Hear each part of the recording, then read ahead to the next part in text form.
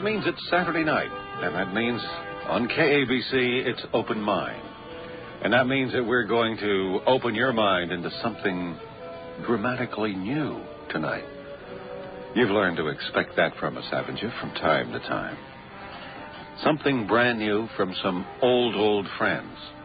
Source of the information, an older, old friend. But with all of that, a lot of research and a lot of things to think about. Welcome in.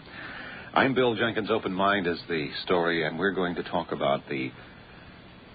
Are you ready for this? The threshold of immortality. You know, you're right there. You're right there, according to our guest tonight, that immortality is not that far away. Now, I know that people have searched for that time, from the beginning of time. Certainly they should search for it because it was a part of their heritage. We have heard of Ponce de Leon, we've heard of this, we've heard of that, but you're going to hear something else about that tonight. Our guest, Drs. Lee and Vivian Gladden. We know them so very well because they have written one of the most challenging books of our time.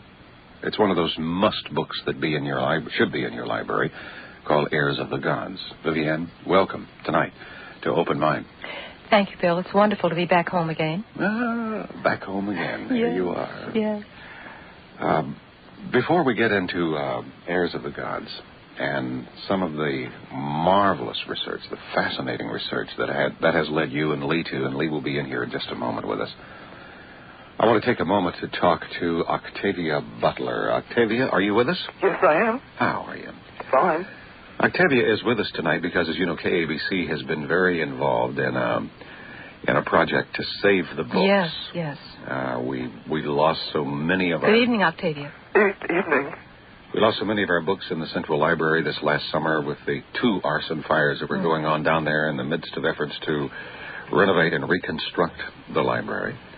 And Octavia, you write books. I write science fiction, and not only that, the library was a kind of second home to me before the fires. Well, you know, it was a home to so many people. I don't know whether you have had an opportunity to listen to some of the essays that the people from all walks of life have written and sent in to us in our contest that we had of what a library means to you. But while we have you on the line, Octavia, what does a library mean to you? Oh, it means not only a place to go and get information, but because I write, I'm working alone most of the time, and a library is the place that I go when the walls start to close in. When I get a little stir-crazy around my office, I go to the library and work, and I talk to the people there, and I kind of get a renewal from it. You get a renewal from those stained old carpets and... Well, no, there were no carpets at that library, thank heavens. Sometimes there's no carpets. As a matter of fact, the people at News Magazine had decided to do an article on me last year, and they asked where I would like my picture taken, and I had it taken there at the library. So... Did you find things at the library that helped you in your writing of science fiction stories? Things and people, really. I had a habit of sitting in a corner someplace where there were books on at least 2 sides of me and just staring at titles and coming up with ideas. And also some of the people there, well, they're very well read. They're interested in books themselves, and it's great to talk to them. You can get ideas just from talking to them. A library is sort of a must for our society, wouldn't you say? Essential. Absolutely. For one thing, it's free, and it was the place that I almost learned to read, really. When I went into school, I was very bored and dissatisfied, and although I didn't know it at the time, dyslexic. I wound up spending a lot of time at the library because basically people let me alone there and let me go at my own pace.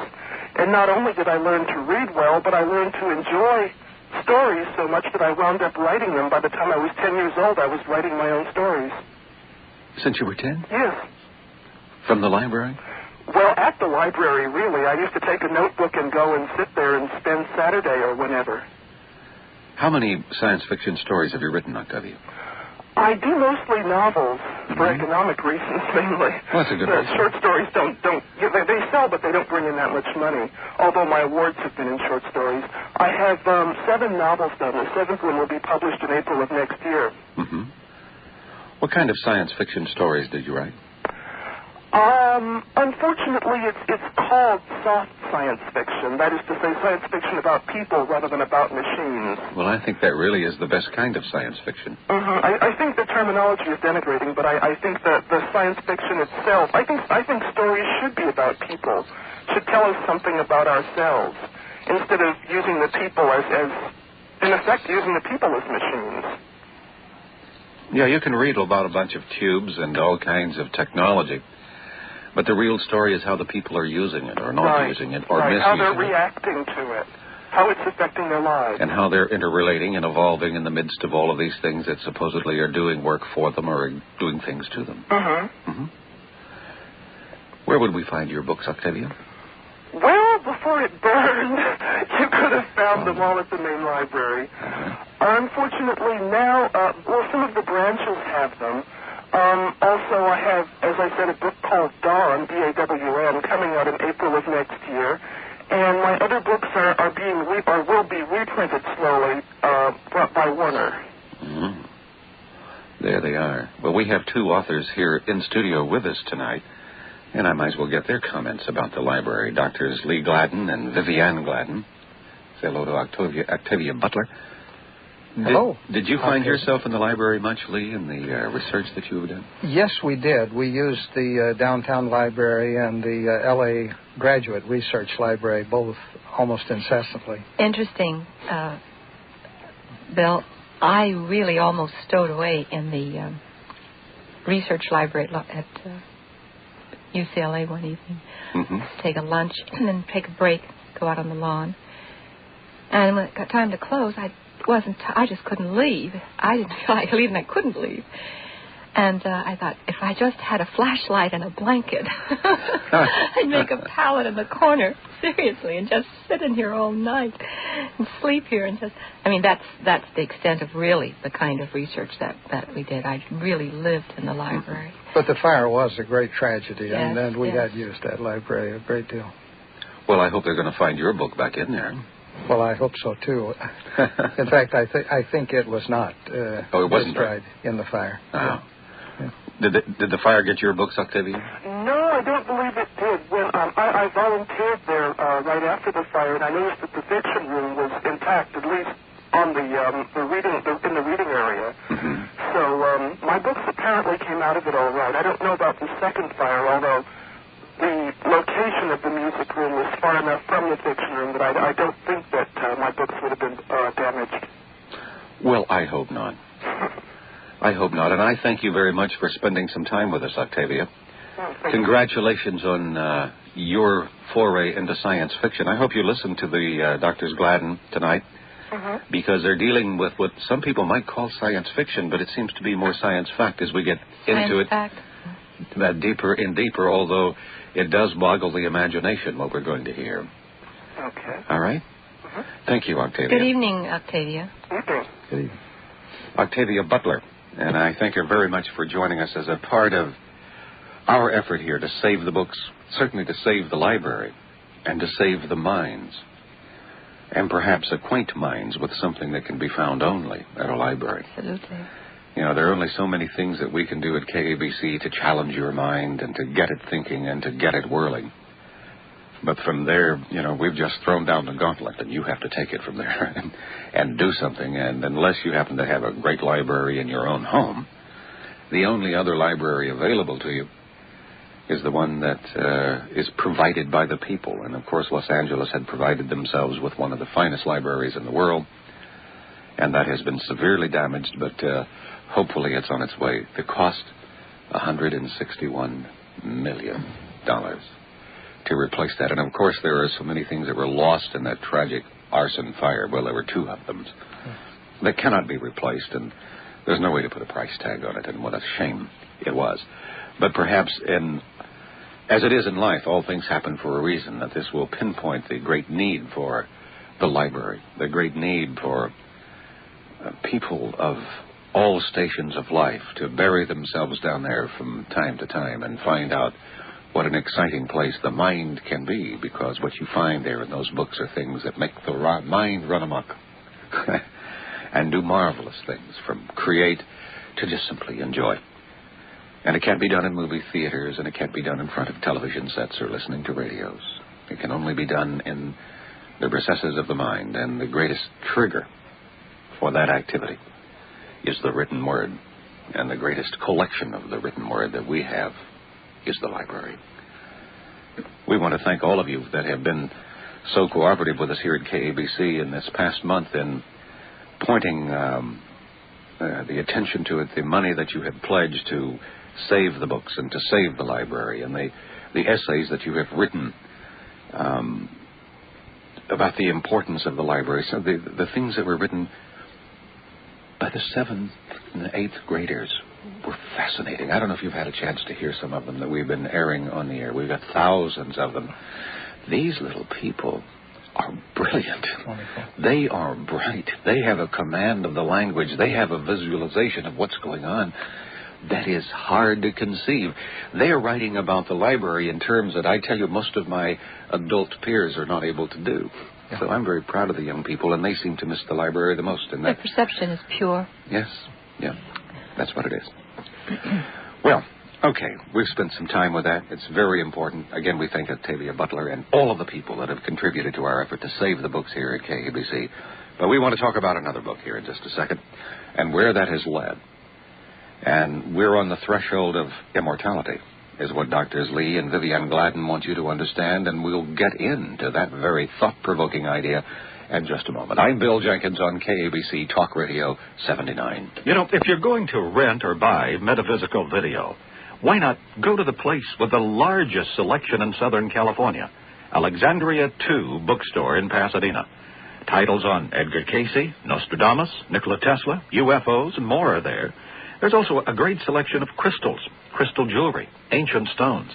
And don't forget there are thousands of book titles, from astral projections to UFOs and New Age music cassettes. Think Alexandria 2 for the unique holiday gifts, for those special people on your list. And now Alexandria 2 is expanded to include a lecture area coming this Monday. A real treat. Lee and Vivian Gladden, our guests tonight, authors of Heirs to the Gods, giving a special first-time lecture and slide presentation of archaeological sites, charts, and more on Monday, November 24th. Then mark your calendars for December 6th. That's Alexandria 2's giant anniversary celebration. You'll meet Dr. Peoples in person there. Reservations are required. I'm going to try to drop by for their birthday. So why don't you call over there, 818-792-7885. That's 792-7885. Been researching and working on heirs all of our lives. We began, as so many people in our culture have, with a childhood in which we were steeped in the fundamentalist interpretations of the Bible. And as we grew into adults and went into higher education, we went away from this interpretation of the Bible. And about 10 years ago, things that were happening in the world into which we had moved, science, space science especially, brought our attention back to remarkable parallels between what was being discovered by our own space scientists and the things that we had been taught about the Bible as children.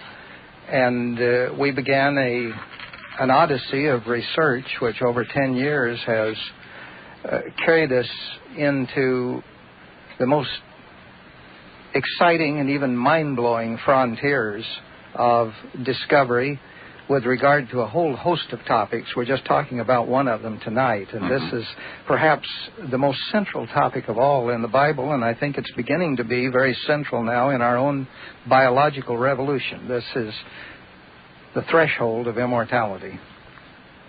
Well, I love what you're saying. That, you know, we see and we hear and I read and I am sent material and I talk to people where this renewed verve, or this renewed interest in something new that's happening to the physiology of man is emerging all around us. We had, in fact, quite a convention just last week of some of the top men in the world who realize that what we have been doing in terms of taking care of the physical self has been rather dumb, that we are not using the processes that we were supposed to use from antiquity in order to take care of ourselves, and we have let ourselves become creatures that are born and die, 70 years later or 60 years later or something, when it wasn't supposed to, and we have become creatures that get sick when they are not supposed to, and all at once creatures that find themselves confronted with all kinds of maladies that they are not to be confronted with. And unfortunately and sadly, along the way, we have let the fact that we have let that happen to ourselves become a multi-billion-dollar business. That's right. And that leads to, there's some things I can say. There are a lot of people that like it being big business, but like what goes into their pockets a lot better than what happens to you as an individual. Unfortunately. I'm sorry to get on that soapbox, but just do get on it every now and then. We're on it too. You said it eloquently, Bill. Aging. We've been programmed over the millennia to believe that aging is natural and that death is absolutely natural. Oh, yes, we're told. There are two things that are for certain, death and taxes. Yes. And the taxes are certain. We're not sure about either one of those if you really want to know. But to go back to our research, which we call archaeolinguistics, and to just acquaint our friends out there with what archaeolinguistics is.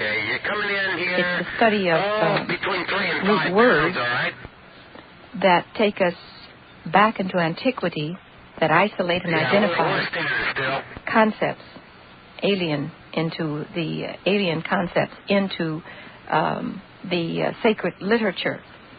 And we found in the research that indeed we do stand on the threshold of mortality, and that we were not intended to die as we know death, that we are not supposed to age, and that disease is totally unnatural. The fact that we awaken every morning, that we heal when we've been ill, that in itself, if we were to think about it just for a moment, tells us that if you become ill and you get well, then you can be well and forever. Well and well and well and well and well forever. Yes. Yeah. The very first piece of research we did, Bill, on the Bible began with the tree of life that is described in the opening chapters of Genesis. And all through the Bible, we found that this theme runs like a golden thread, that the idea of a tree of life, the idea of immortality keeps recurring over and over. And to our amazement, when we began to turn this tool of archaeolinguistics that we developed on the passages where immortality is discussed and where the tree of life is discussed, we kept running across phrases or concepts, actually, such as coiling and wrapping and rolling and double and helix, which pulled us over and over again to the DNA helix, which is the center of research in our present biological revolution. Yes, the DNA, which of course is I guess you would call that the great computer of our body. That's right. That little molecule that is a part of all of us. That it programs everything that we are and can be. And it is certainly resilient and it changes, but it's a very fundamental part of us. It's wrapped into a helix of protein. Now, I wonder how Moses knew that when he was writing about it. Isn't that incredible? See, the point is that we actually found that description. We actually found that word, helix, out of a Greek word, sunliklete, which is, incidentally is related to the word paraclete, the comforter, nurturer. And one of the derivatives of it was co-aged persons, which led to the word helioso, helio, and then the word helix, as Lee said, to coil, to roll, to wrap. And in the Hebrew, we get the same word, but that word is uwl, U-W-L, and it says to coil, to roll, to wrap, and that comes out of Psalms 139 when it talks about our having been fearfully and wonderfully made, And all of our members were in your book when yet there were none of them. And the Hebrew word was golan, which led to the word ul, which gave us the same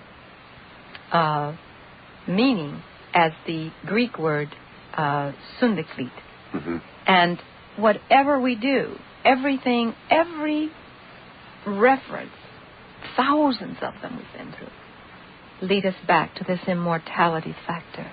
And what we discovered in our research, Bill, almost 10 years ago was that the coiling of the helix has to do with the maintenance of life and vitality, and even the extension of life into immortality.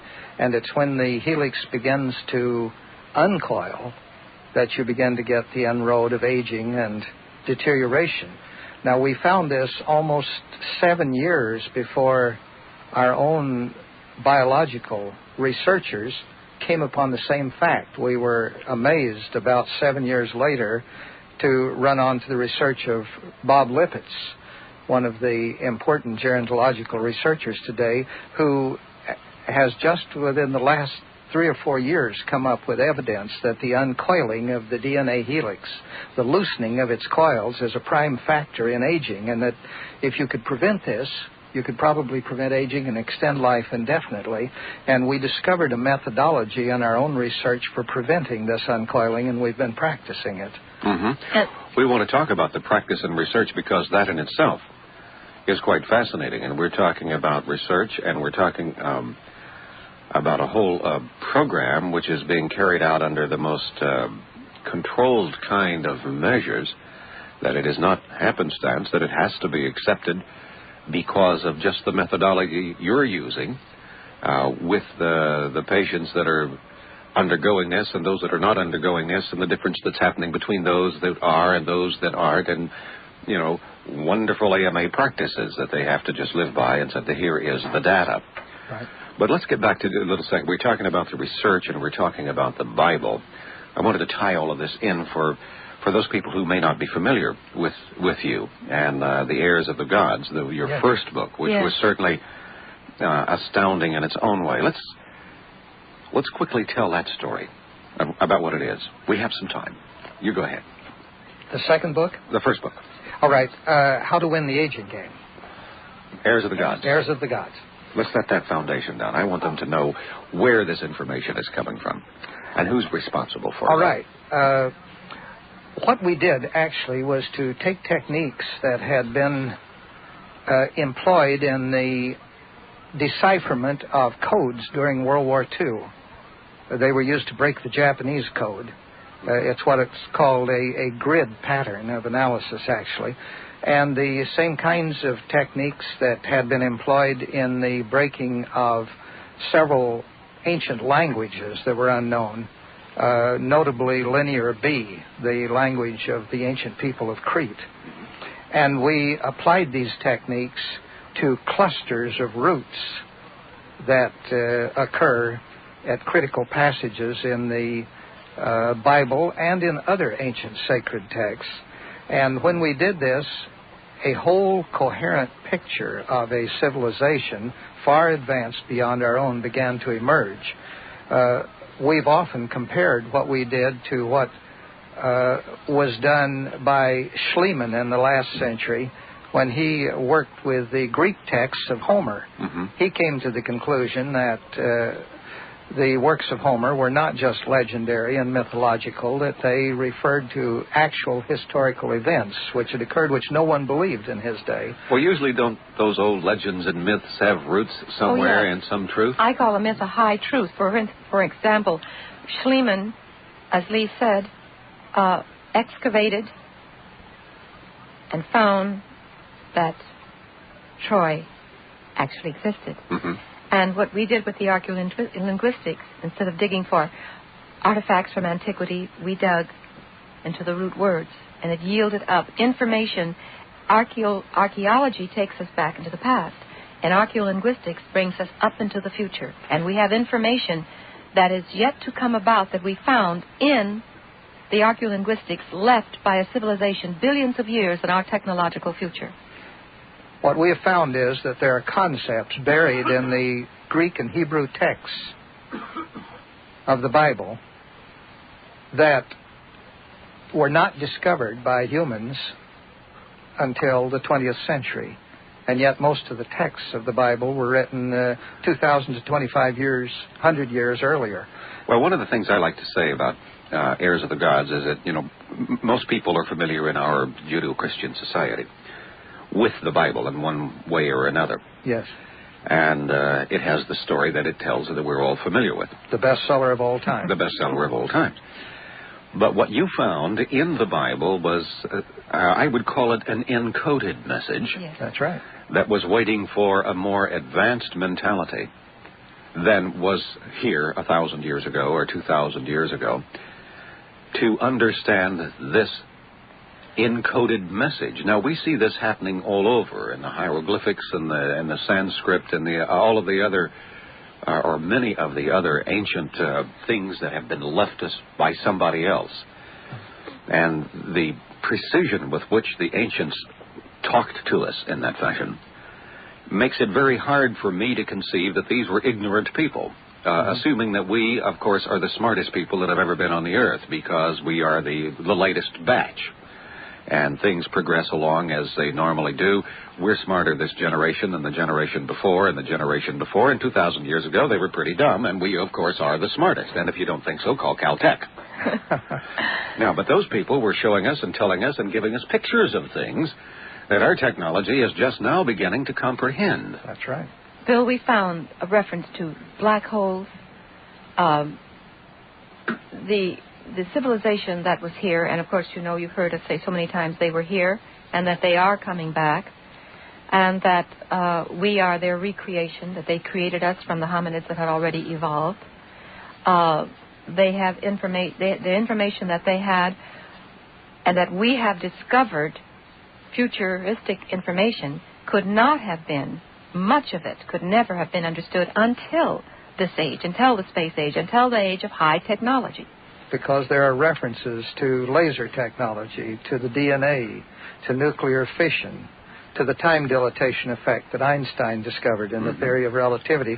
Clear-cut, undeniable references that could only mean this and nothing else. There are descriptions of scalar interferometers, and this is probably the newest science that's on the Earth right now. That's right. But Sabbath rest.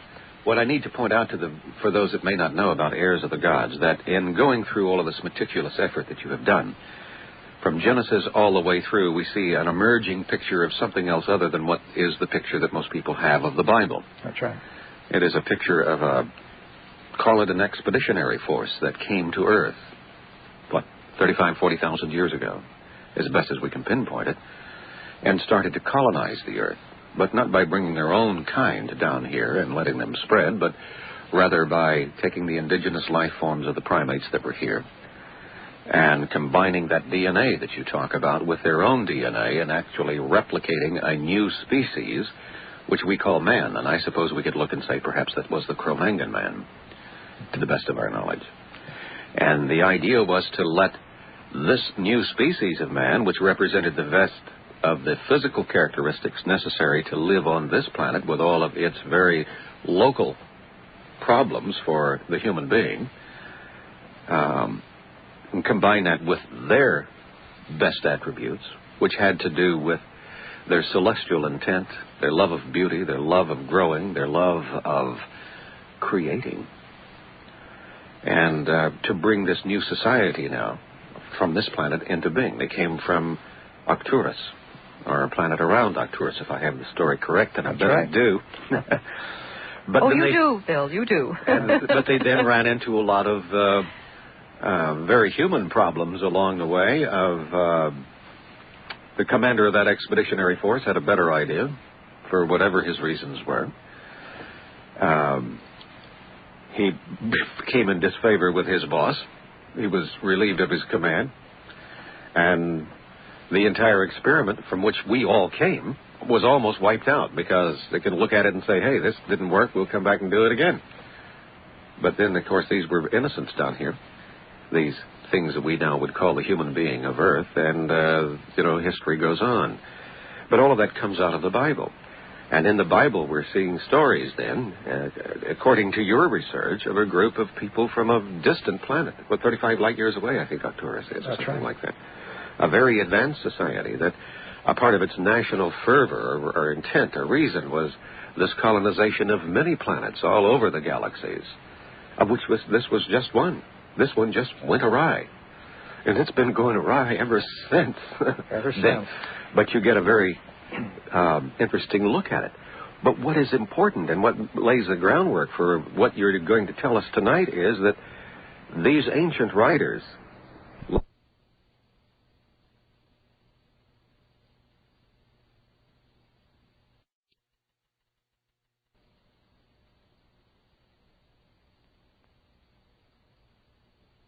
from, as Paul said, no man taught it to me. Mm-hmm. And he talks very specifically about communication with sources greater than he, which the religionists have always assumed that was God or Jesus or something. But was it? He was always specific about who God and Jesus was, but whenever he came to this, he never did say it was God or Jesus, did he? No. I wonder why. Because it probably wasn't. Mm-hmm. Now, if I've laid that little groundwork, go ahead. Well, that's an excellent summary of the main outlines of Heirs of the Gods Bill. And, of course, what it means is that the Bible is essentially a space story. We're not saying, of course, that God and Jesus were extraterrestrials from another planet. No, I didn't intend to. We're saying that in between the ultimate creator God, there was a race of extraterrestrials who came to Earth, and that they modified the original creation of God the Creator, which was an evolutionary creation, by the same techniques that our own scientists are using today in what we call genetic engineering. We're saying that the experiment that failed was started by these extraterrestrials who came to Earth, and that was Jehovah. Mm-hmm.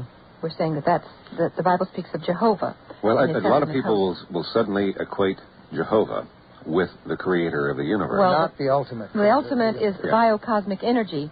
Right. You see, is the Holy Spirit or the Logos. Well, I try to make this this definition because in most people's mind, whenever you say Jehovah, they think of the creator of the universe. Yes.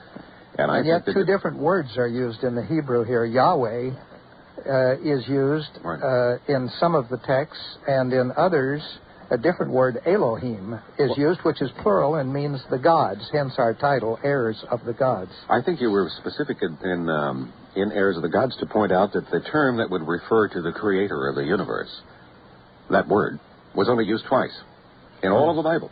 Yes. And from then on, whenever as we read the Bible and we see the Lord God, Jehovah, whatever that is not the same term that was found in that first chapter of Genesis, which did indeed refer to that master creator of all the universe.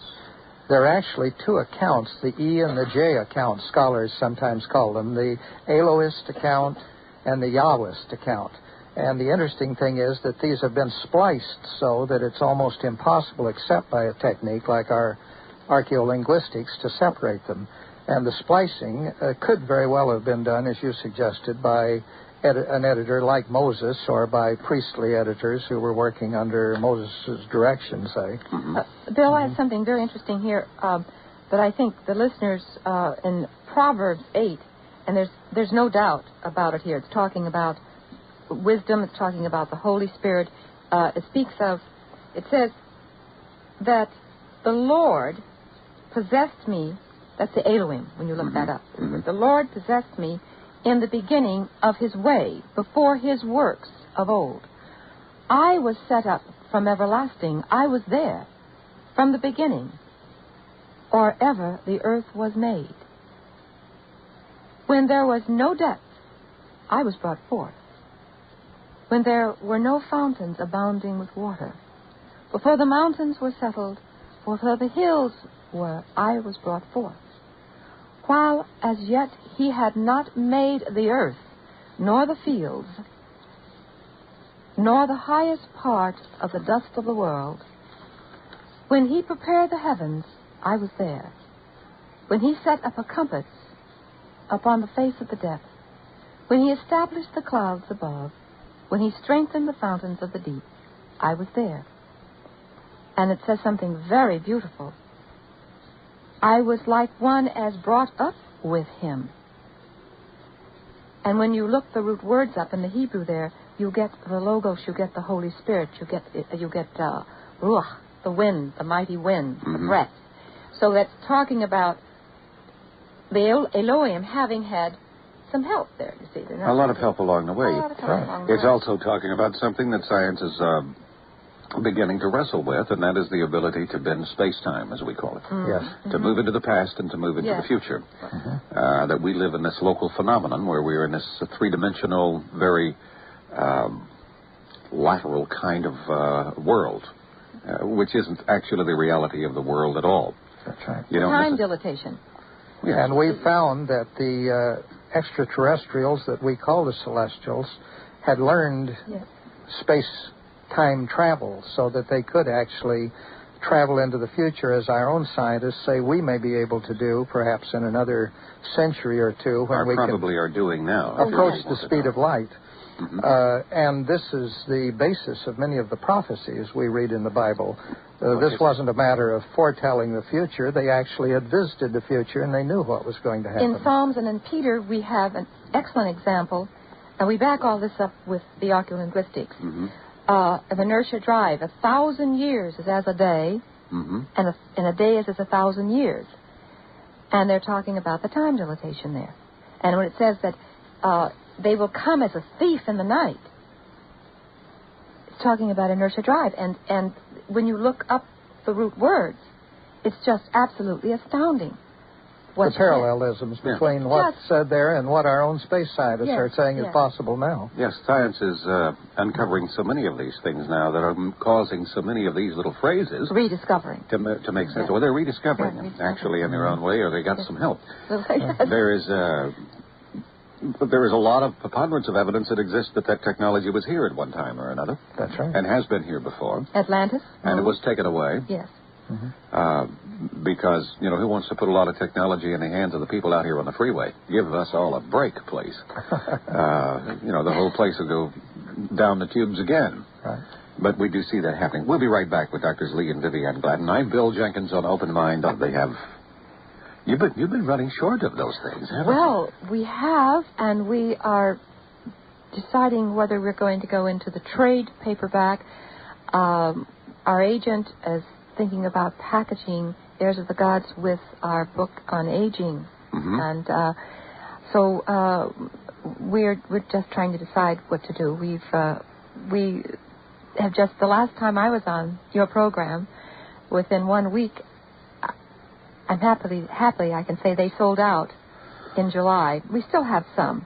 I see. But we're just trying to decide just which way we're going to. Well, you're going to have to make them quick, because I caught my one and only copy going out the front door the other day, but I did get a tackle in like a ram guard and preserved the book.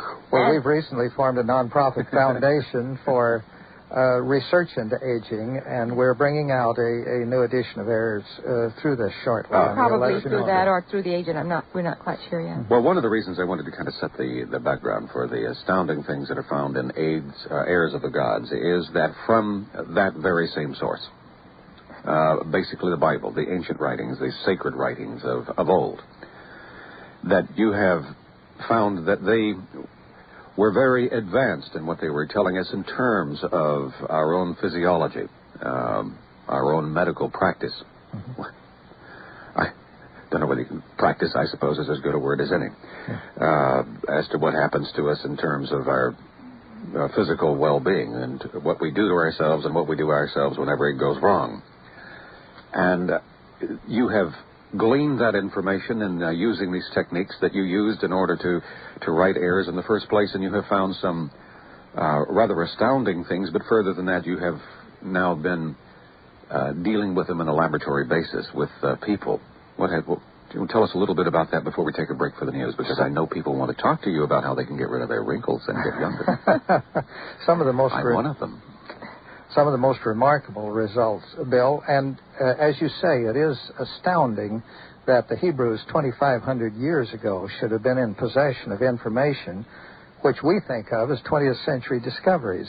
How did the Hebrews of Moses' time, for instance, know that saturated fats were a dire threat to health when it's only in the 20th century with studies like the Framingham study at Boston Medical Center? Perhaps they knew Ralph Nader. That it's been discovered that a high-fat diet is conducive to heart attacks and cancer. Or how did they know that the eating of shellfish was a danger because of the high purines, which cause a high level of uric acid that leads to joint disease and kidney problems? Is that the reason I get sick when I eat shellfish? And the meat, the red meat, in Deuteronomy and Leviticus, it says, do not eat the blood. Drink the blood of the meat because the disease is in the blood. And Don't tell me you can't eat red meat. Come on. Still. And the Mosaic Law laid down public health practices that are more advanced than any country, including our own, is practicing right now in the 20th century. Where's them? I'm just sitting here thinking about how I'm going to get up red meat, and I didn't hear what you said. I mean, if I can have my beef and lamb and pork. But where did this information come from? Obviously not from human sources. It was passed on to this ancient civilization by extraterrestrials who were already more aware of the parameters of human health and life than we are right now in the 20th century. But it's always struck me, although I don't think it is as deep as what you're talking about, but the dietary laws of the old Jewish religion, and some people still want to practice them today, were rooted in some very fundamentally medically right things, particularly about the not eating of pork. Remarkably advanced. Yes. And to say that, that some rabbi just came up with this idea there out of the blue is stretching things a little bit.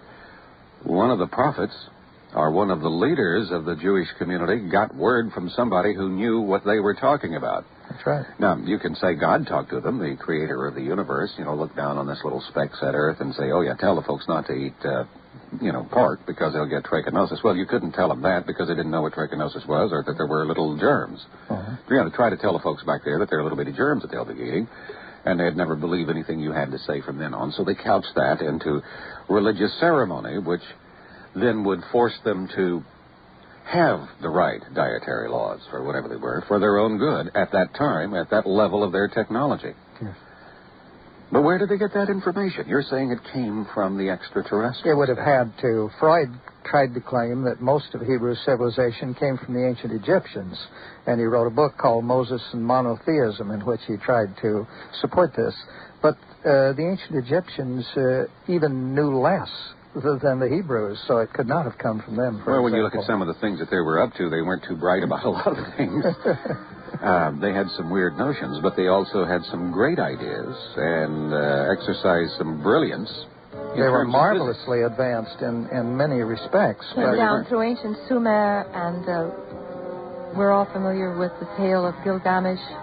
Well, I'm familiar with that music, which means that we're going to take a break here for the news at 10 o'clock. But we'll be right back with Drs. Lee and Vivian Gladden. Back to Hour 2 of Open Mind on this Saturday night. My name is Bill Jenkins, and our subject tonight is one that should provoke your attention, I think. It's called The Threshold of Immortality. You ready for that? Well, turn her up a notch and sit back. Because we have some people who have been deeply involved in bringing that about. And not just the threshold we'd like to step over, and perhaps those first haltering steps have been taken. Drs. Lee and Vivian Gladden, they are the authors of Heirs of the Gods and other works, in fact. They will be appearing. In fact, we just heard about during the last hour, you're going to be at the Alexandria 2 bookstore. When is that going to be? The 4th. Monday evening, the 24th? Yes.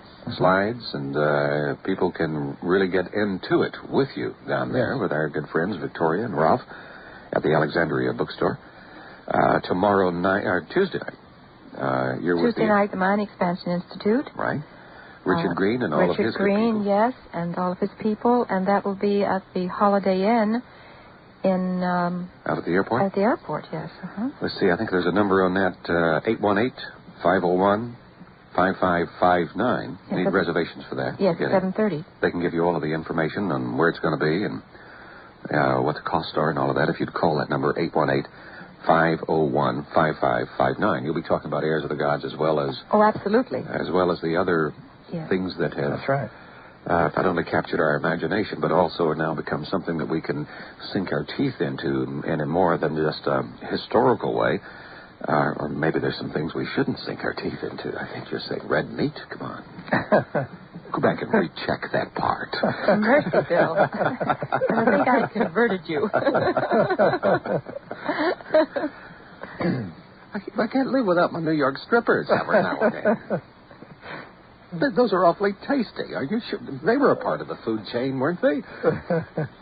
I'm afraid not. You're afraid not? What are all those cows around here for, then? Don't blush on me now, Vivian. I'm putting you on a little bit. For shame, Bill. For shame. Well. I'm a better teacher than that now. You have taken this information, then, and using these techniques which have proved to be very hard to break down. We've had some people that have questioned your academia on this. How far did they get?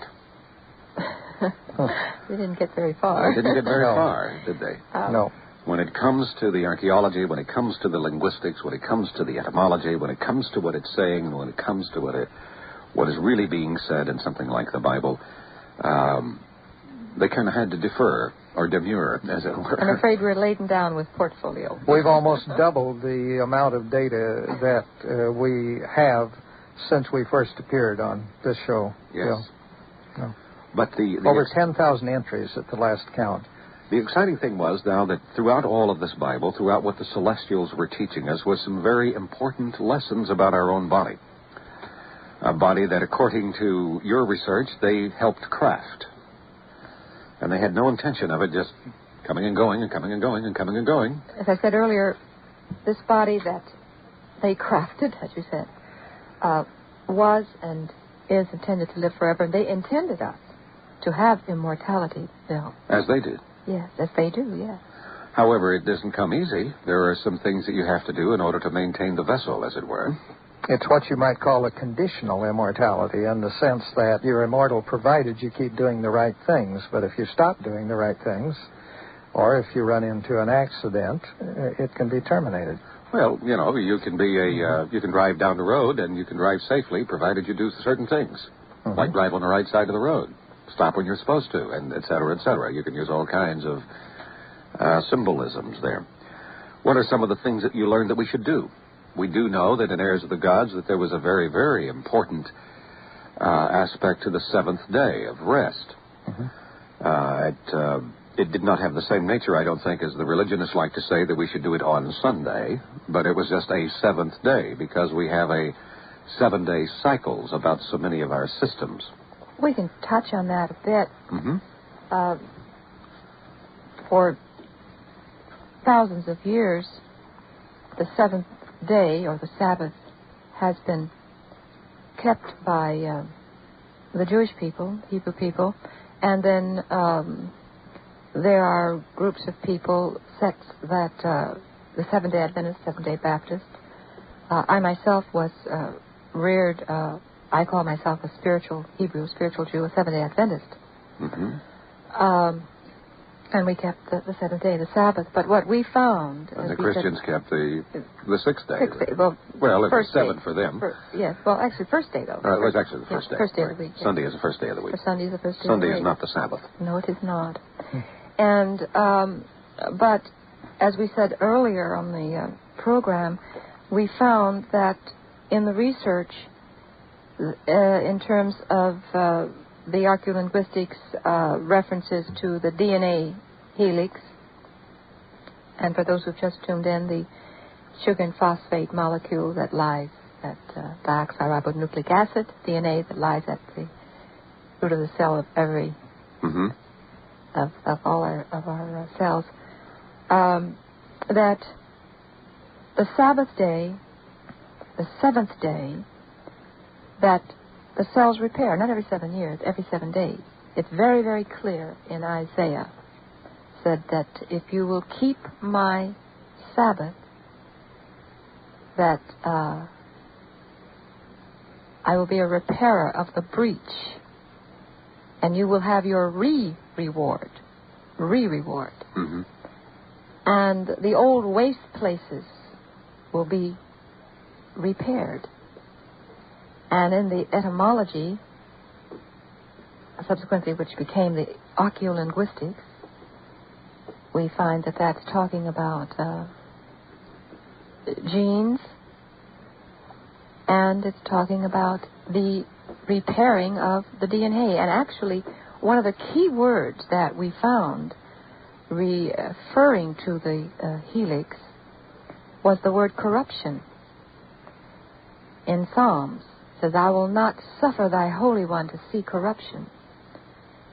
And we actually found that it was talking about the windings and unwindings of the DNA helix.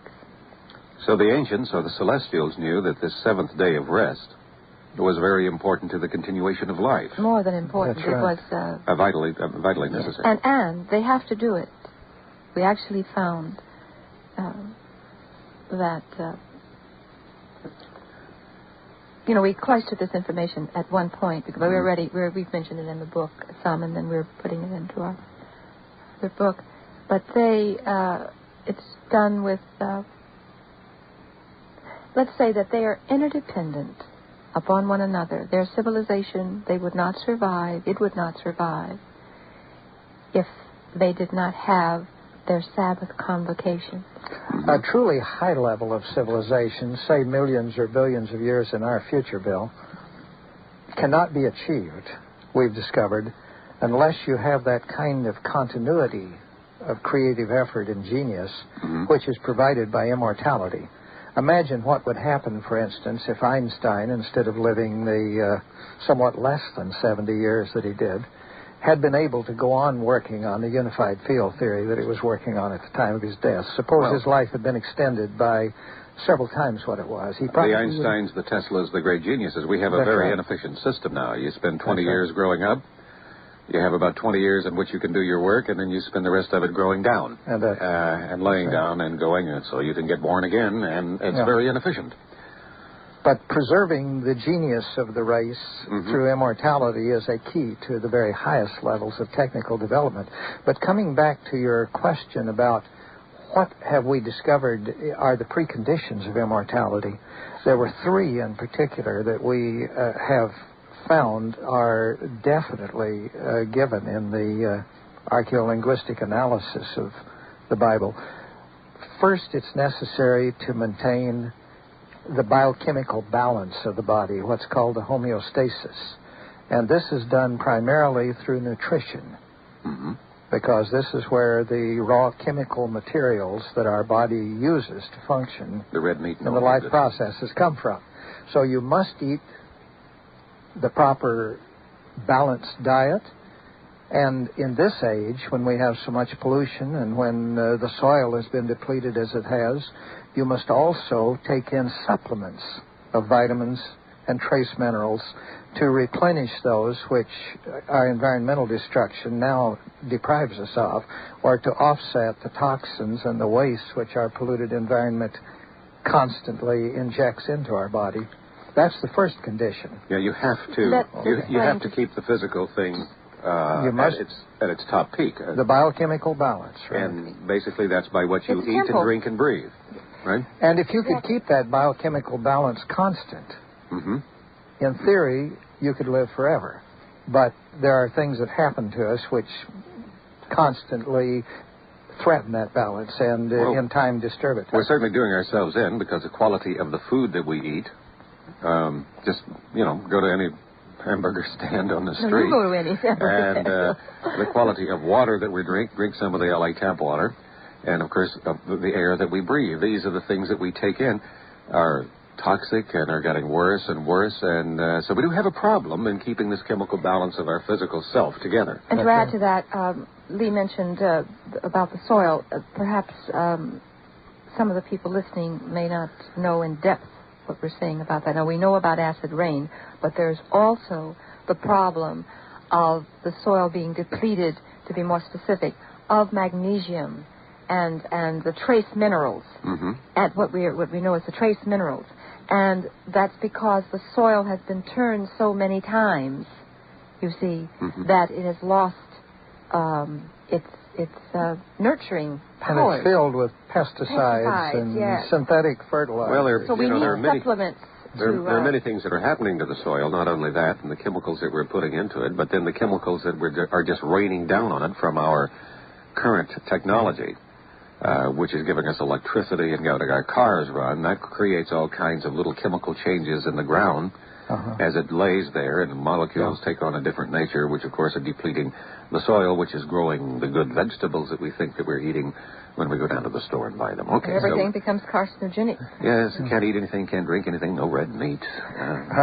Well, that's point one, Bill. Point two, you must maintain the immune system. One of the main factors that causes what we call real destructive aging that leads to death is the decline of the immune system.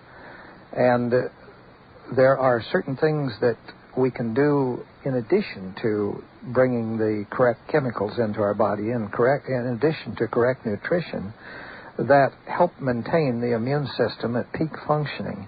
And one of the most remarkable of these is the 7-day rest period that Vivian was speaking of.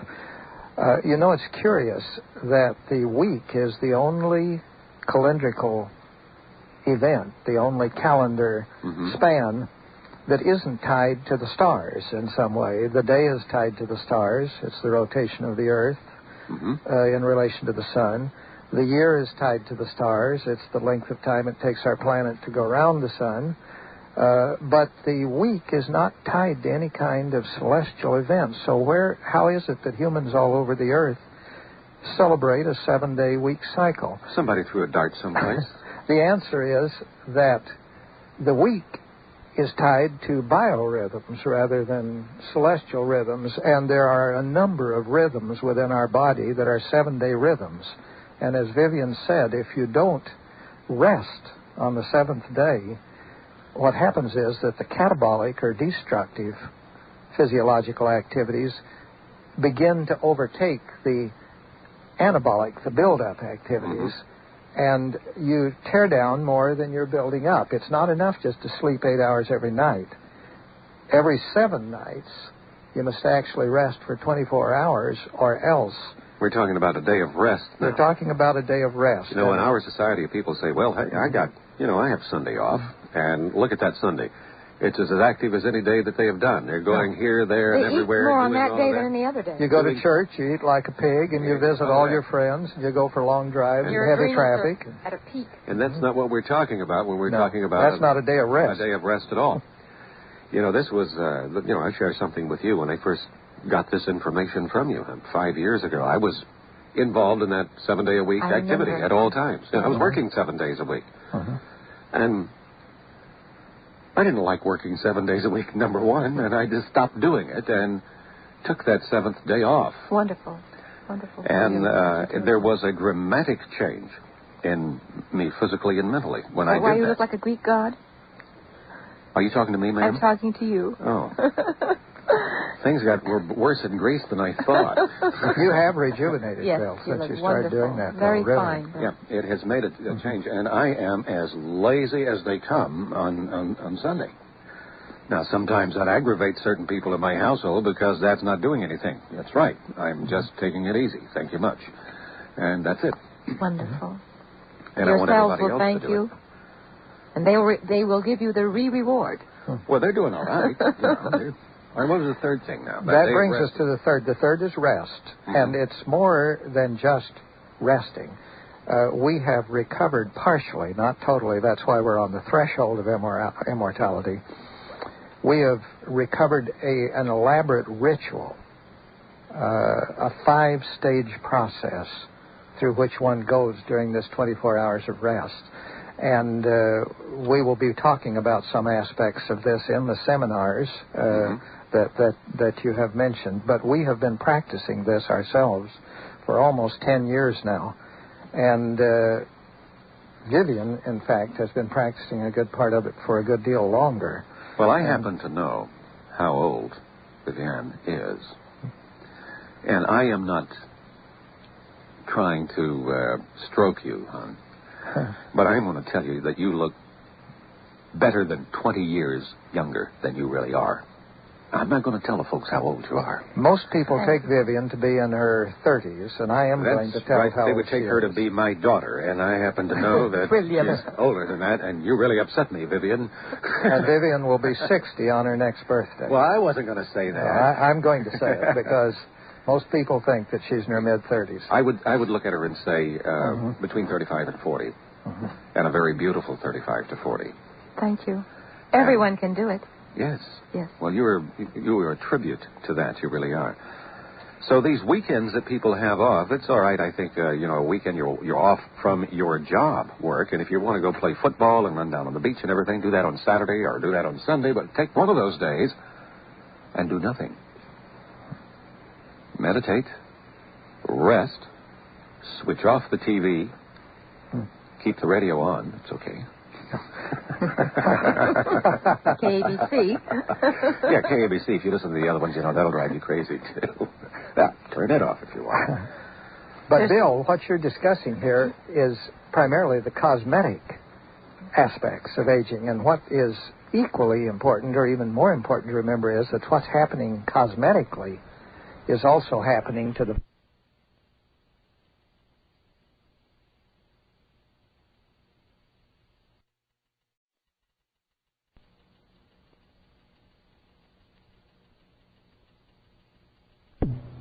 talk and all of that. And what's happening to the people who have been working with you have been the subjects of some of the things that you gleaned out of the Bible, and they are doing. And let's find out what happened to them. I'm with Doctors Lee and Vivian Gladden tonight, the authors of Heirs of the Gods. We're talking about the threshold of immortality on Open Mind on Talk Radio 79 KABC. In terms of, what are you doing? Are you changing diets and supplements? And changing diets, having people take supplements, minerals, vitamins, superfoods like the adaptogens, for instance, ginseng and so on, supplemental RNA, DNA, doing this 5-stage rest process, and then monitoring blood panels and monitoring indices of aging. And what we've found is that there is solid scientific evidence that aging can not only be retarded, but it can actually be reversed.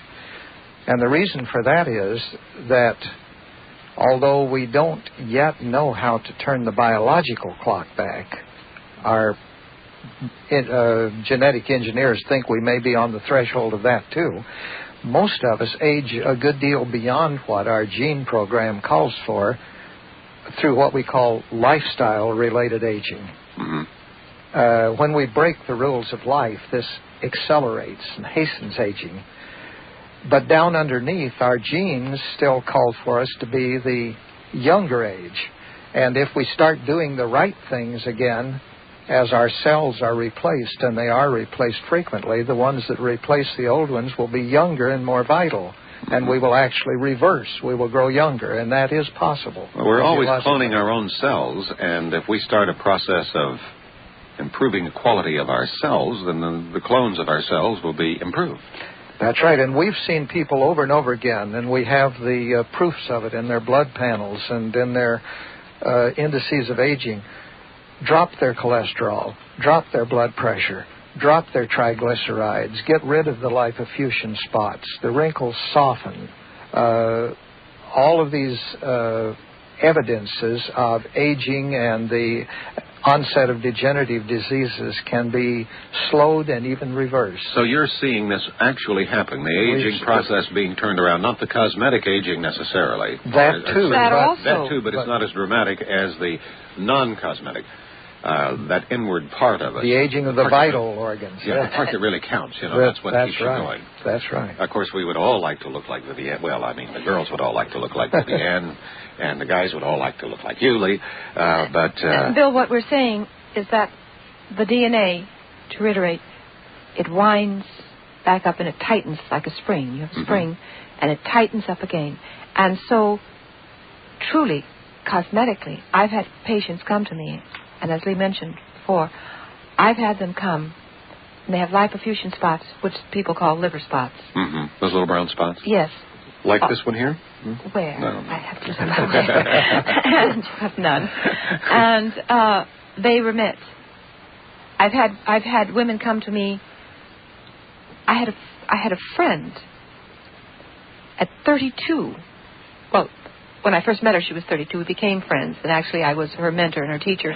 She's 51 now. She had a dowager hump at 32. She has no dowager hump now. What is a dowager hump?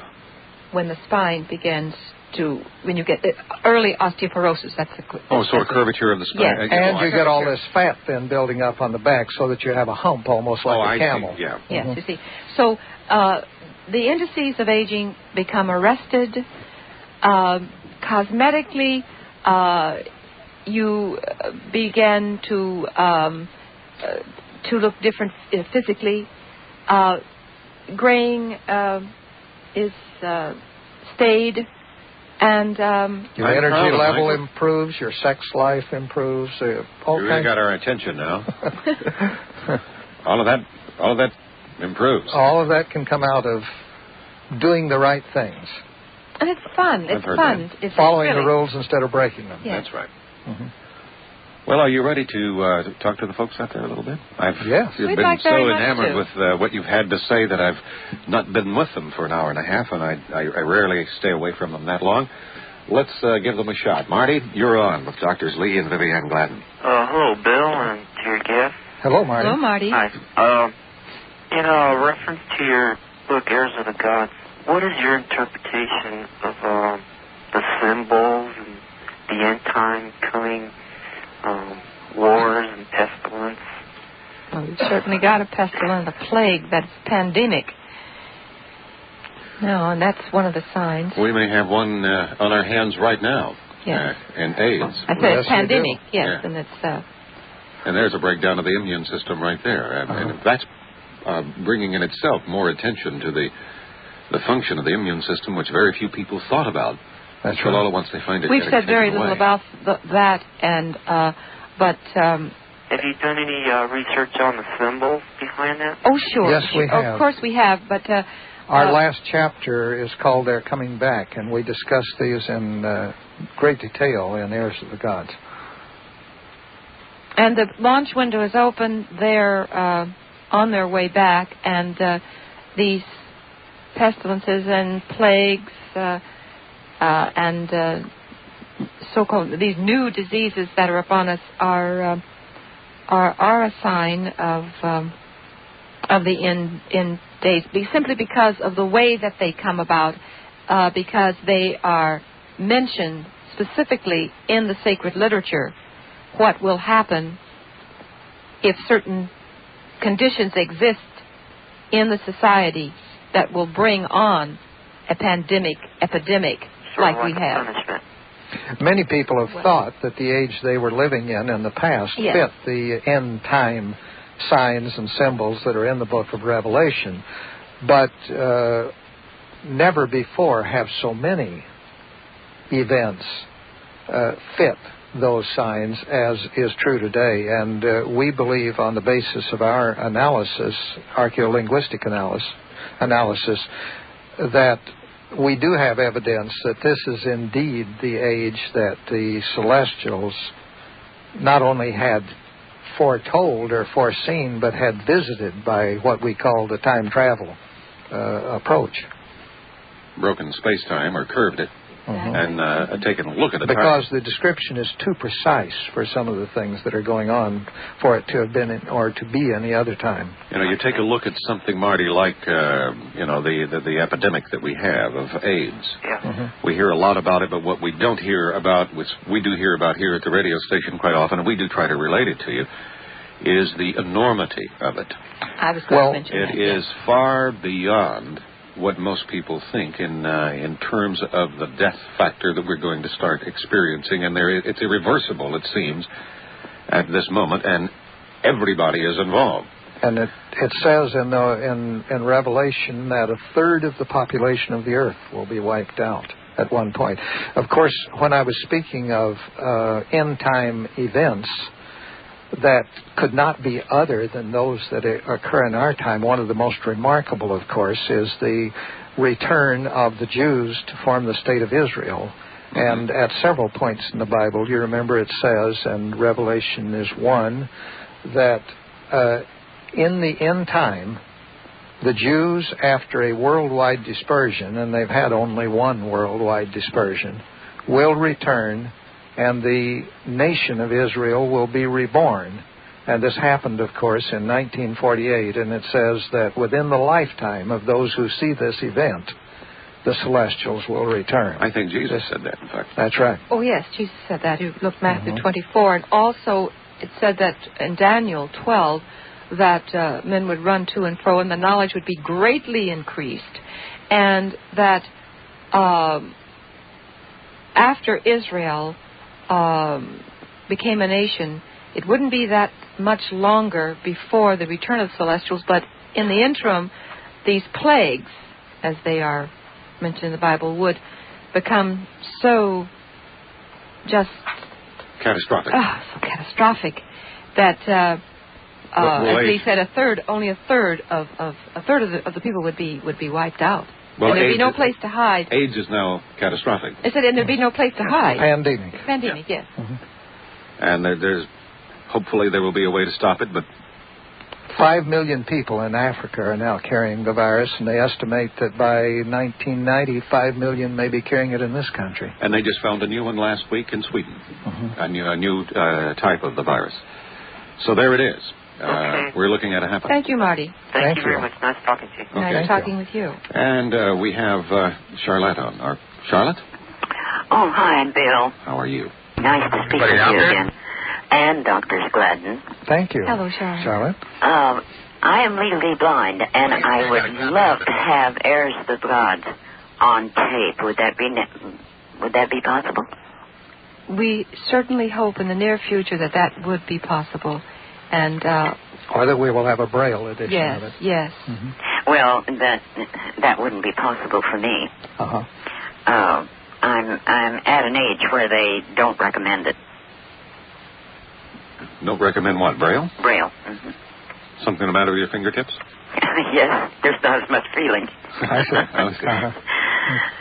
And I would like to know if you do mention anything about reincarnation or the coming back of the whatever. In our book? Yes. Yes, we do. Oh, you do? Yes. Oh, yes. Yes, I'd like to hear something. And that was about all I had to ask you about. I hope you do make a tape. Well, is reincarnation dealt with? What is it? Is there something you would like to know about reincarnation, Charlotte? Yes, I'd like to. From their point of view? Yes, I don't think anyone is positive.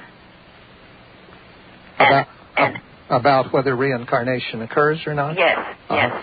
I know there's mention in the Bible. Well, the thing we found but it's very vague. Yes, this was not an essential part of the Hebrew belief, of course, although it was an essential part of some of the Greek and Gnostic beliefs that influenced the writers of the New Testament. So you do find, especially in the New Testament, what appear to be intimations. For instance, at one point there's a suggestion that John the Baptist may have been a reincarnation of Elijah, although interestingly, according to the account in the Old Testament, he could not be because Elijah never died. He was translated to heaven alive, which would make it a difficult thing for him to be reincarnated as John the Baptist. Yeah. Not impossible, but difficult. Difficult. Yeah. Paul in Corinthians 15, in that chapter, 15 or 13, says, though I speak with the tongues of angels and have not charity, and then further along, he says that I will be known as I am known. I see through a glass darkly now, but then I will be known as I am known. And so how we have understood reincarnation hitherto does not the traditional concept of reincarnation is we have a new reevaluation of that in terms of our archaeolinguistics. And that is discussed in our book called Pentecost and Biocosmic Energy. Yes, chapter 13 in Heirs of the Gods. Well, I know that in the Sumerian papers and some of the older writings, the Catholic Church did teach it, and the early Christians. Yes, they did. Yes. That was Gnostic influence there. Yes. Yes, it was and Middle Eastern. It was a great deal of the writings of St. Augustine. Yes, St. Origin, Augustine, yes. And all of them wrote a great deal about it. It was part of the Neoplatonic theory, Yes. which influenced so much of the early Christian fathers' writings. They were pillars of the church, and at that time, as you know, there was no organization to the church other than just the congregations themselves, and it passed from congregation to congregation. And of course, St. Augustine was just brilliant and. In many ways, it certainly was. Does that help you, Charlotte? Oh, it certainly does, and I do thank you. We thank you, Charlotte, for calling. And let you know whenever they get that recorded so that you can enjoy Heirs of the Gods. Thank you very much. Nearest to that is to listen to the show from time to time. Oh, I've been listening to you for years. All right, thank you. Okay. Thank you again. I'm Bill Jenkins. It's Open Mind, and with me, Doctors leading on the threshold of immortality from the research that they found primarily in the Bible as they get into its archaeolinguistics. And we have John on the line. Hello, John. Hiya, Bill. This is John Erickson. Hello, John. Hello, John. How you doing? Hello, John. Hi, Vivian and Lee. How are you? Nice to talk with you. Nice talking with you. Karen and I are enjoying it very much. Thank you. And we have not read Heirs of the Gods, but we're going to go out and get it. Shame. Heirs of the Gods, right? Shame on you, John. Listen, I have an offer, Bill, to the lady Charlotte. I will record the book for her. Wonderful. Isn't that all right? Charlotte, bless your heart. Oh, wonderful. No, Charlotte, if you're listening. She sounds so sincere and really in need of it and wants to do it, and I just right away instinctively said to Karen, I'm going to do that book for that lady.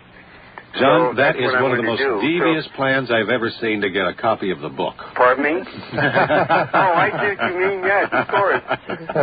Signed, right? All right, That's Charlotte. beautiful, John. Charlotte, I wish We'll that, certainly Charlotte, do it. if you're still with us, I want you to contact us back here, or me at the radio station, because the gentleman that's making the offer is one of the movie industry's fine actors, John Erickson. And he said that he would record Heirs of the Gods I'll for leave this you. one with you. All right, John. Fine. Well, You have your copy here. John, that is a marvelous gesture for Charlotte. well, And we'll just make a few other tapes for the others who haven't had a chance to read it. I think Vivian and Lee's work and what they have to offer to the world, I mean, it's really commendable, and I think the world is going more and more in that direction.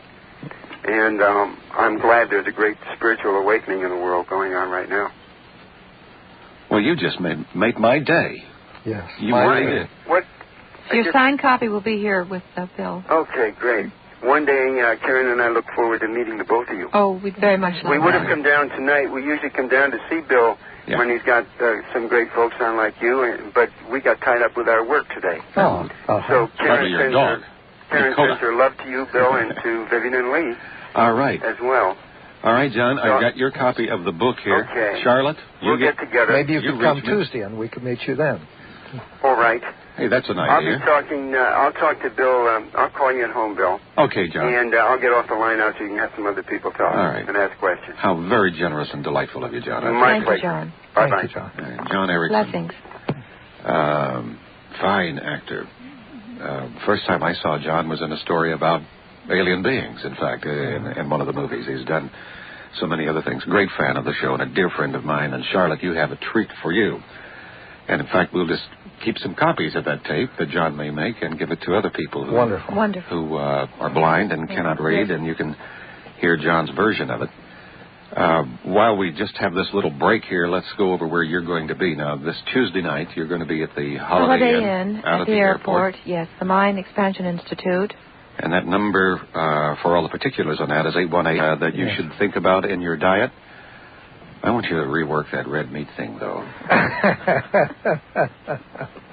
I'll never let you off the hook on that one. That number is area code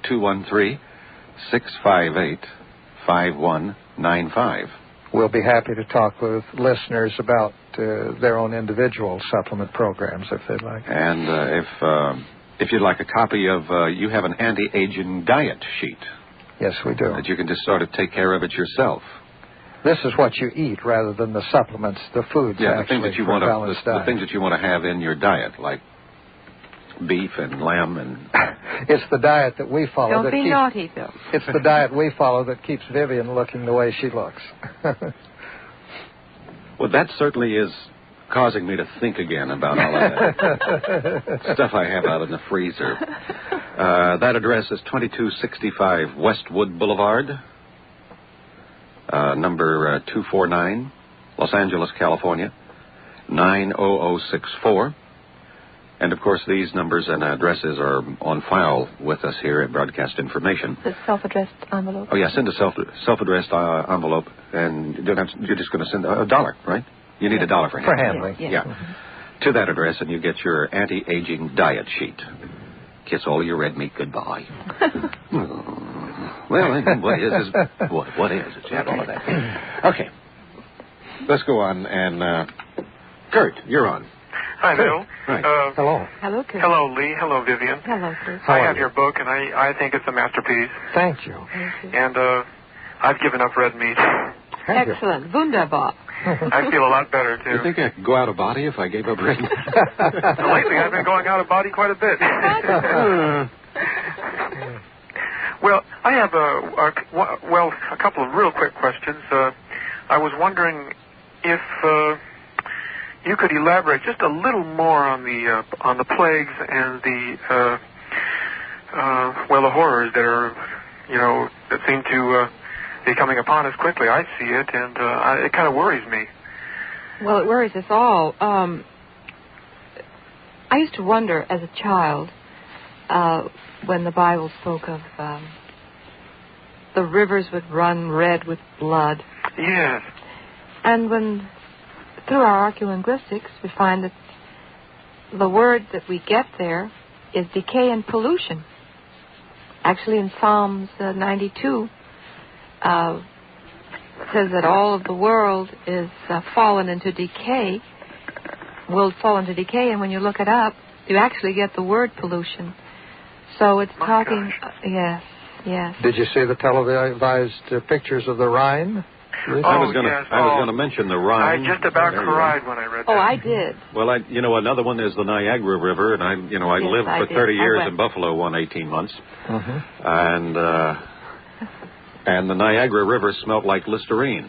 Yeah. And there's this beautiful, magnificent river that there it is, Niagara Falls, and Niagara Falls smelled like the outflow of Dow Chemical. Well, in fact, that's what it was. Come to think of course.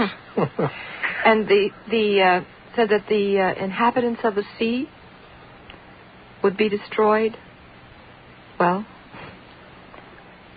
I saw the Rhine pictures. That makes a lot of sense, and as that you don't have to go that far. You can go to Santa Monica Bay. Oh, for sure. Santa Barbara. That incident at Cameroon. I mean, they say the water turned blood red. Yes. That was. I mean, I've never heard of anything like that. A terrible thing, wasn't it? Yes. The waters turned red, and Chernobyl. Chernobyl, yes, and oh gosh. I mean, I'm afraid to go out and read the headlines of the paper tomorrow. I don't know what. But that's an interesting thing, Vivian, that the waters turn red, that when you get into the etymology of it, that meant pollution. Oh, I actually got the word pollution. Yeah. Which can be any kind of color, and certainly the red waters, which was a chemical reaction because of evidently a volcanic fissure of some sort. That's right. Do you think a lot of...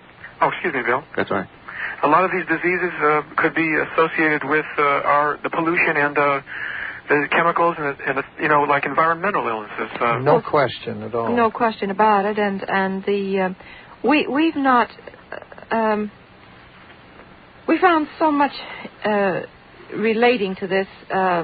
We touched upon some of it in Heirs of the Gods, but a lot of times, and this is not patronizing people, but I have to say this, that you hesitate to give answers to people before they're able to ask the questions, but now it's time to ask the questions and give them the answers also, to help them, those of us who have been blessed with this information. Yes. And the sexual, these diseases that have come upon us in terms of the sexual involvement, the so-called sexual revolution, and the freely involved relationships.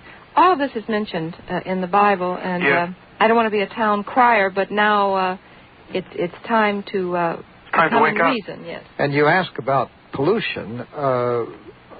The principal reason, apparently, for the epidemic of cancer, which has broken out in the last 2 centuries, and particularly this century, is a sequel to the Industrial Revolution. That is, it's putting carcinogens into our environment and through it into our bodies, which our bodies were never designed to handle. Yes, right. And that's one of the reasons why it's so important to get on a proper diet that maintains the biochemistry of the body, and to get onto a supplement program which can protect us against it. It helps. It does protect. And there are other things that our industrial age, our highly technological age, have brought to bear, which certainly stresses the immune system.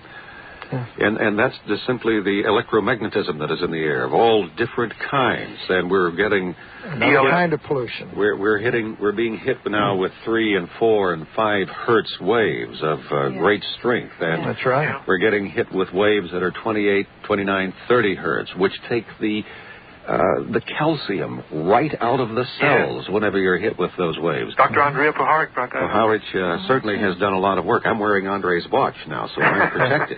And Dr. Ott's study on light pollution, the fluorescent lights. And oh, gosh, yes. If you were to sit in the studio, you would think that we were working under candles, because Bill doesn't allow lights where he I don't like them. May I ask one more quick question? You got to make it quick. You got 5 seconds. In regard to recent UFO sightings, well, maybe you could comment about that. The recent UFO sightings, I'm sure they're going to escalate. We have a chapter in our book called Celestials, Prophets, and UFOs. And we point out that all through not only the Bible, but virtually all ancient sacred writings, there are accounts of unidentified flying objects. You find it in the Ramayana. You find it in the Bhagavad Gita. Right. All right, Kurt? Thank you very much, Bill. Goodbye now. Right. To adjust your own immune system, the ability to rest, all of those things can lead you to a longer life. Certainly a much more healthful life. And perhaps a disease-free life. We do it to ourselves. We've been talking a little bit about AIDS, this horrible thing that's on us, and we don't even comprehend the enormity of it, but it's something that we seemingly brought upon ourselves. We have stressed our immune system to such a point that it could not take care of something that it should have been taken care of all along. Mm-hmm. And those stresses may have come from the pollution, or probably societal stresses that we're dealing with now, because the immune system certainly responds to any kind of stress. That's right. Anytime we stress ourselves, we are doing ourselves in, which is why that 7th day of rest is so vitally important. And by rest, we mean rest, I think you're talking about. But to most people, the 7th day means we're up and we're out and we're active in church and active in going down to the beach and feasting and doing everything but resting. So you really haven't got a 7th day of rest. If you could fast, that's really what one should do. So you need to take off one day to do all of that stuff, but you need one day a week to really, truly rest. What we're talking about is resting the way your body compels you to rest, say, when you're ill. If you have the flu, you have no choice. Yeah. You rest, and consequently you recover. But if you do it without being ill, then instead of merely recovering, you do something that is super, that is plus. And we've come back from that 24-hour period. I have, with my blood pressure, 20 points lower than it was when I started. Uh-huh. We have run blood panels that show that in just that short period of time, you can get a drop in cholesterol and triglycerides and other measures of body function. It's incredible what it will do. And that means that the rebuilding of the cells takes place at an accelerated rate, and those cells, when they are rebuilt, are more youthful, they're more vigorous. All of those things. The indices of aging, as I said earlier, are arrested, and that DNA, we have to go back to that. The DNA, our helix, is wound back up again. And which the Bible talks about time and time again. Time and time again. About the tightly winding of the helix of the DNA. I will be 65 next year, Bill, and That isn't fair either. I have my triglycerides are in the 70s to 80s. My cholesterol is around 170 or 80. My blood pressure normally runs 108 or 10 over 70 to 75, as it did when I was a teenager in my early 20s, say. I run 2 miles 2 or 3 times a week. I took up karate in my 50s and you're making it have bad a green for all belt. of us, Lee. Well, I'm not bragging. I'm just saying. I'm just saying that these things are intended to be within the normal range of everyone, and can be, if people will just start doing the right things in terms of nutrition and supplements and rest. I haven't heard you mention much about exercise. Well, I mentioned that I run 2 miles, 2 or 3 times a week. As a part of the information that you came up with out of the Bible. As you know... Oh, yes, we found this. That we're a bunch of exercise nuts. People are exercising so much out there, they're dropping dead. Well, it's even part of the Sabbath ritual. Tell them. Well, part of it is, actually, I got the word to stretch. And it's like the hatha yoga stretching that you do, or stretching that you do in meditation. But there's a certain time in this 24-hour period that while you're resting, you have a kind of nap. Not a nap, you sleep, but it's somnambulo or kind of comatose, it seems. And then you come up out of that, and you have a meditation period. The whole 24 hours is a meditative involvement, but you have a meditation where you do the stretching, and that brings the heart, the pulse rate, up to a normal... Well, stretching is not running 2 miles. No, that's during the week. You do that because you want to. Like I said, I've seen a lot of people that exercise themselves literally. Well, we don't really run. Yeah. I used to run 5 miles a day when I was working on the book, but we don't really run. What we do is a kind of roving, and deep breathing as we're roving. I rove from the bar to the spa. Sure you will. What to do with you? What to do? You see, now you are blessed with excellent genes, obviously, and your scotch.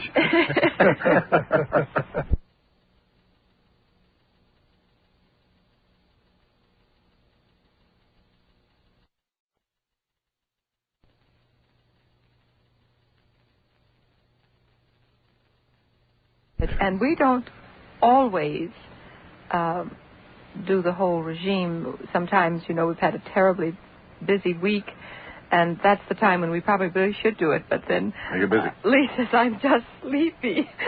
Let me sleep. And then what happens is that you get a sort of Dorian Gray effect. Oh, yes. Within 24 hours, you can see yourself change, and then when you go through it properly, it's like you've had a facelift over 24 hours. Oh, absolutely, yes. Oh, there it is. Well, I think the thing here important is that whenever we have those days off, in this society, particularly among the young people, days off the job. That means they're going to the mountains to ski, and so it's going to be 2 days of just whirlwind activity, and they're hurting themselves when they do that. Oh, yes. They need to take that one day and just do nothing. It's like a death. Let me say this the way we know it. It's like what happens is that you actually, when we set up, if we were to set up the way we set it up for ourselves, it's as though you're going through that kind of valley of the shadow of death. It's not really quite a clinical death, but you get hypothermia, and you actually are almost comatose. Yes, and I've had visions, and of course I'd mentioned that way quite often, even during a week. I'd mentioned 5 stages when it's properly done, as we've reconstructed it. You have a preparation stage, which we call a prosabaton, that occurs the evening when you begin. Then you have a detoxification or cleansing stage, which occurs if you don't let yourself get into any adrenal excitement. And during this, you detoxify, and it's catabolic or breakdown. Then you have the stage Vivian is speaking of, which is a quiescent stage where you're almost comatose. Then you have an anabolic stage where you start to rebuild as you come out of it. And finally, a celebrational stage where we do certain fun things. And it's especially important then, Vivian mentioned... Back to the bar. Yeah. Mm-hmm. Vivian mentioned before finding in the Bible that you have co-aged persons. It's important to do this with people, the celebrational part. And your adrenals are brought back up again. And when this sequence has gone through properly, it's more than just rest, you see. It's a whole elaborate ritual that really just totally renews. And you'll be going over this in the seminar. In the seminar with the mind and showing photographs to show the effects of it. Okay. But we will be going into the methodology of it in the new edition of Ayers, and part of it in the new nutritional book. And we've prepared a sheet which explains the diet that we've been following. That's the one you referred to. Is that a part of the diet sheet that they can get? That's the diet sheet that they can get by sending. Well, let's do it again. You can get the diet sheet on anti-aging, and you get all of that information, too, if you just send $1 just for handling to Lee and Vivian Gladden, Gladden, at 2265 Westwood Boulevard, Suite 249 in Los Angeles, 90064. I guess you can call. They can call you at that number, 213-658-5195. Yes, and we'll be happy to talk with them about individual supplement programs if they have problems, say with degenerative diseases or other problems. We'll try to discuss modifications for these problems with them. And then Tuesday night, this coming Tuesday night, Holiday Inn out at the airport. Mind Institute Expansion. Mind Expansion Institute. Yeah, hello, Bill? Yes. Hello, John. Yeah, Bill? Gotcha. Yeah, it's sure a beautiful evening as usual. I've been listening for years, and you got it unusually. Of course, not the first time. I think I've listened to Lee and Vivian about 3 different times. We have seen them before here. Yeah. And they fascinate us every time, don't they? Yeah, and I was going to get the book over the last couple times you hear, and the Valley hasn't gone. Well, I'm still going to get it, because I'll tell you, to me, the Bible was a great thing. But years ago, I thought for 2,000 people, years ago, that's what it was meant for them. I want today's. And so for the last 15 years or so, it's been metaphysics, and not belonging to any particular group, but always my mind open. And, of course, when Kenneth Arnold saw those first flying saucers in 47, I guess, all I could say was, they're here. Because from a youngster, I'd look at the heavens, and I'd say, I'll go by this lifetime and never know what they mean. So that's what I've been thinking, and how I've taken in for metaphysics, flying saucers, and all this. Now, what I would like to ask you is, what you're doing is fantastic. I mean, it's not the old Bible for 2,000 years ago. It's the New Age. The New Age interpretation that is so beautiful. The space age men and women. Yeah.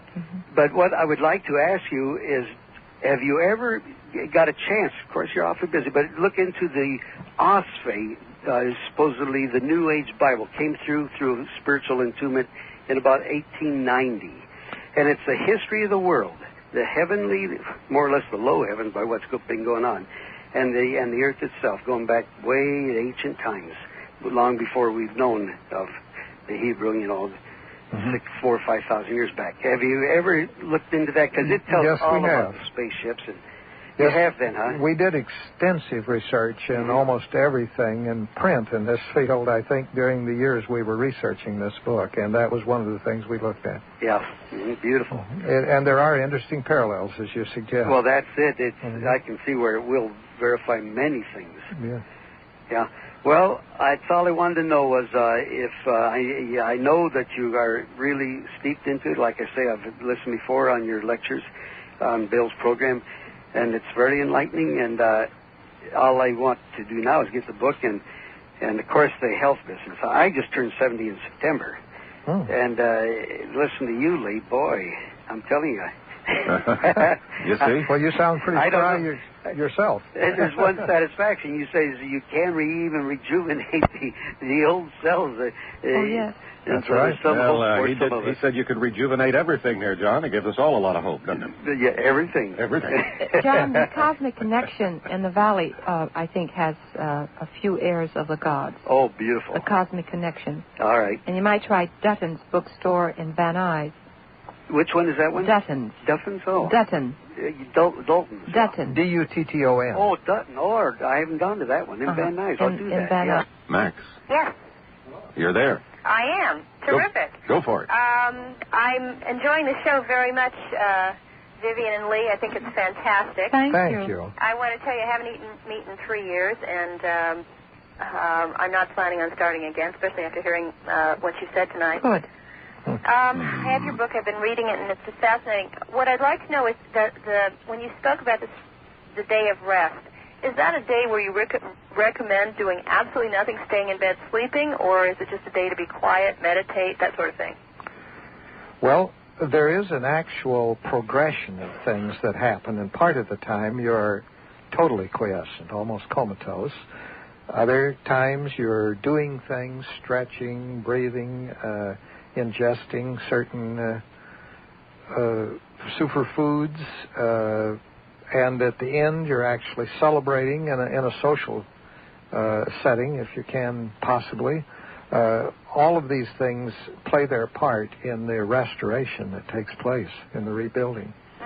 And if you are absolutely stressed out to the maximum the other 6 days of the week, will this day take care of it? It does things that nothing else that we've ever come across can do for you. And we look forward to this as the high point of our week now.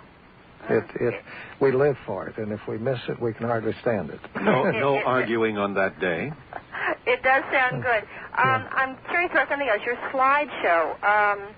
How have you been able to create pictures that depict what you're talking about in your book? Where do you live in this area? Yes.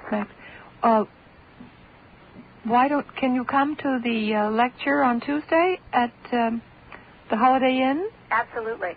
Well, then we'll show you how it's done. We'll show that you'll see it there. They're just pictures of depicting the subject before and after kinds of studies. Oh, excellent. Okay, I'm going to ignore that. There's one other question I wanted to ask. The idea that a third of the people on the planet will perish. I'm real curious about what is going to happen to this mass exodus of souls, since I believe that we do come back. Where are these souls going to go, and where are they going to re-enter with such an enormous group of them? Well, so far as we know, the Bible itself doesn't deal with that. It makes the statement, but it doesn't follow up in this particular way. And our book is an attempt to interpret what the Bible says. That's an interesting subject to speculate on, but we don't have any information. I would imagine that comes out of the Bible on that point. The 2/3 that are left are going to have to get very busy. Yeah. If you can, we can elaborate on that a bit more on Tuesday. Okay. Well, I'm very curious, and since I plan to be one of the people that stays here, I'd like to know where everybody else is going to go. Right. Well, we will have some questions and answers. We'll have a question-answer period. We'll be able to answer that particular question when we see you. Wonderful. I'm looking forward to it. I'll see you on Tuesday. Okay. Thank you. Bye-bye. Nice Thank to have you the for call. calling. Yeah. I'm Bill Jenkins on. Oh, God bless all of you. Hello, Thank you. Liz. Thank you. God bless Well, you. first thing I wanted to say is, well, number one, I don't choose to stay in my body forever. But I really believe that I'm going to live a long time. And I believe I have a good immune system. Even though I smoke and I drink and I eat red meat, I don't think I'm going to do that forever. You do all of those things? Yeah. I bet you have a good-looking body. Got a friend Well, out there. I just had a baby. So it's not quite as good looking as it could be, but It'll snap I'm back going in. to work on it. I know I'm going to. Yeah. Right now I'm not doing it, but anyway, just believing that is a whole part of getting there, right? Just believing you're going to live a long time. So that's one thing I'm going to say. Your state of mind is a part of health. That's correct. Exactly. Mm-hmm. Well, listen, I have made a date with my wife on my 110th birthday, and she had better be ready. That's great. That's it. That's exactly it. It's like... And she told me she'd be there. She'll be there. Yeah. Well, 110? 110. Maybe I see that. I don't know. 110. But, I'm going to be a mean old man at 110. a mean old man.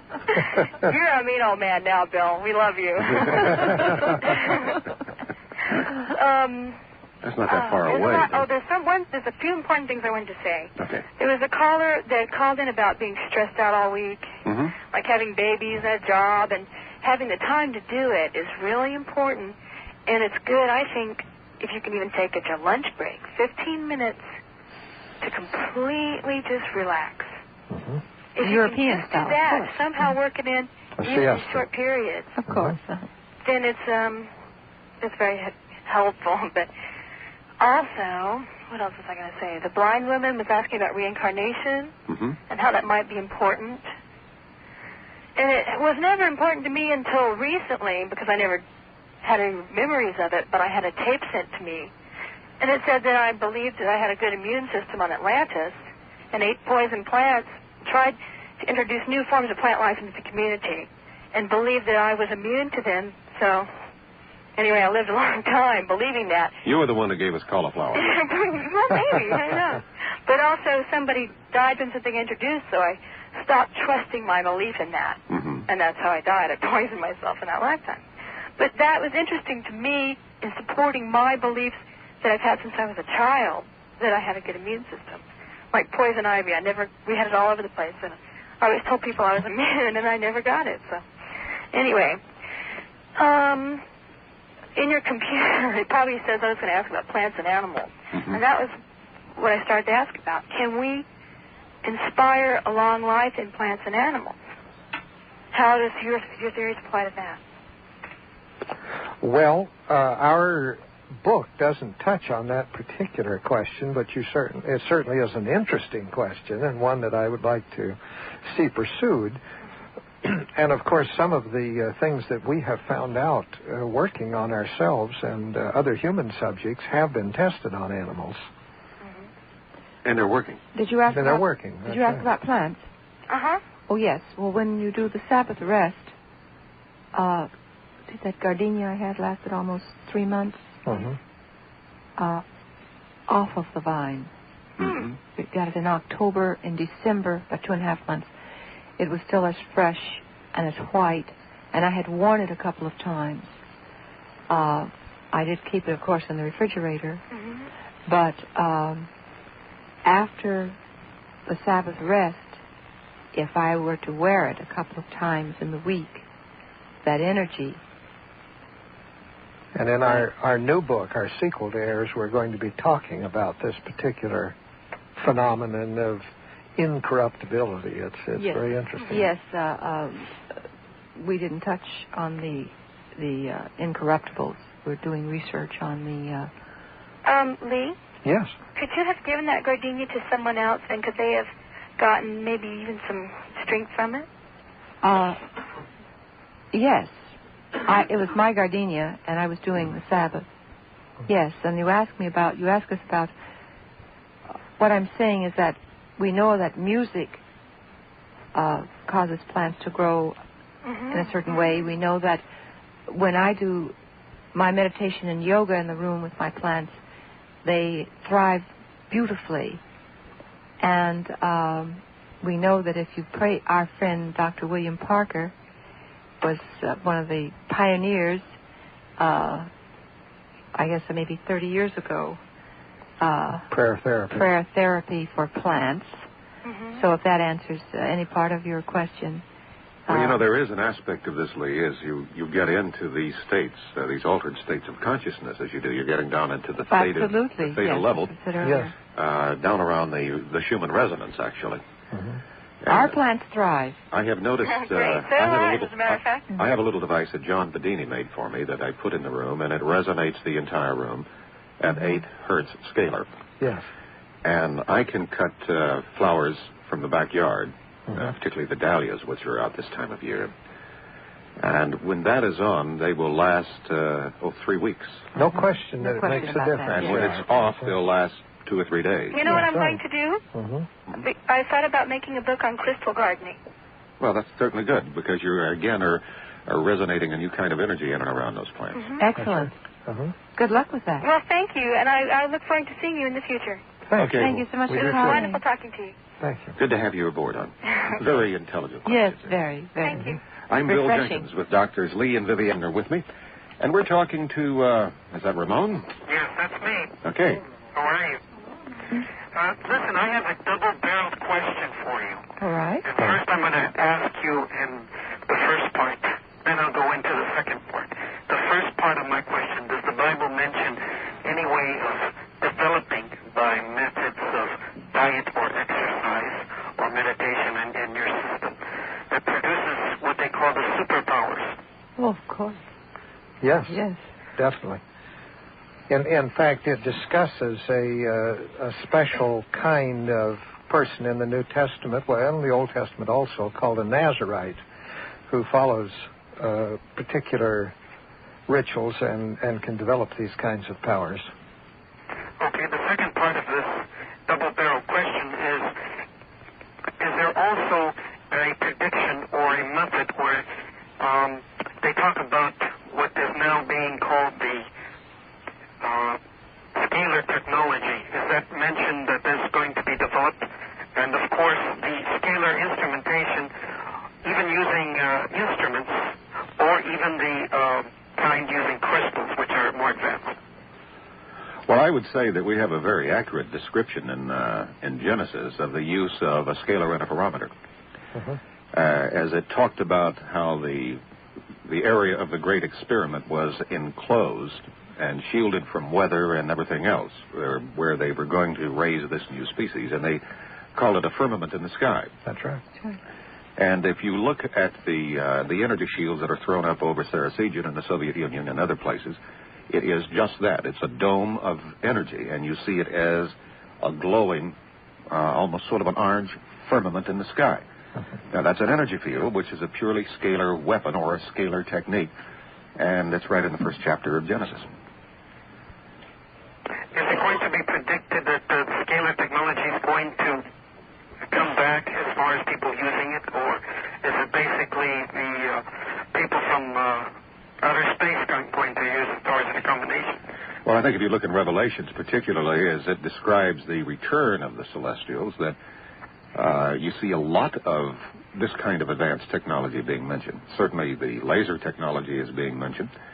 And some of the things that we might call laser technology could easily be scalar technology in the use of the robots and the other things that are there. The ability to, for instance, put images in the sky, which is graphically described in Revelations, where everybody who's going to look at them is as a pure scalar technique. I see, and of course there's certain uses of crystals in the Bible which probably have a scalar component, like the breastplate of Aaron. The Ark of the Covenant. The Ark of the Covenant. They are crystal devices. Yeah. Well, crystals certainly are talked about not only in the Bible, but in all of the ancient literatures. Is talking about the use of crystals, which of course are an amplifier of energy. In fact, the Ark of the Covenant sounds like a scalar device, doesn't it? It certainly has a lot of the ramifications. All armies fell before it. The only thing I can think of would be something in the scalar range. Another thing, too, is the ability for, as in Revelations, where people were hearing the same thing. Like we would think perhaps in terms of giant loudspeakers, but we now know using scalar technology, which is done in a very embryonic way with the optophonic sound system, where the technology is directed toward the mind and it bypasses the ears altogether. You had a marvelous,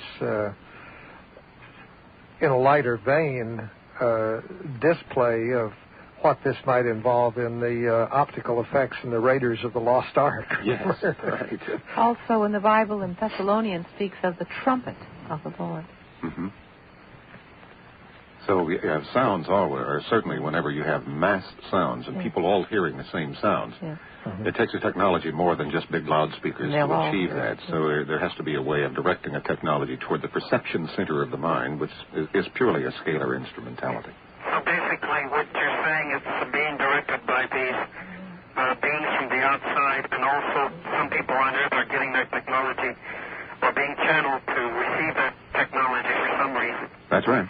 Do you happen to have any theory about what the reason is why is scalar technology becoming important now? And well, there's something to do with the Bible? I don't know whether it has anything to do with the Bible. It's just a natural evolution of the technology that we have gone along.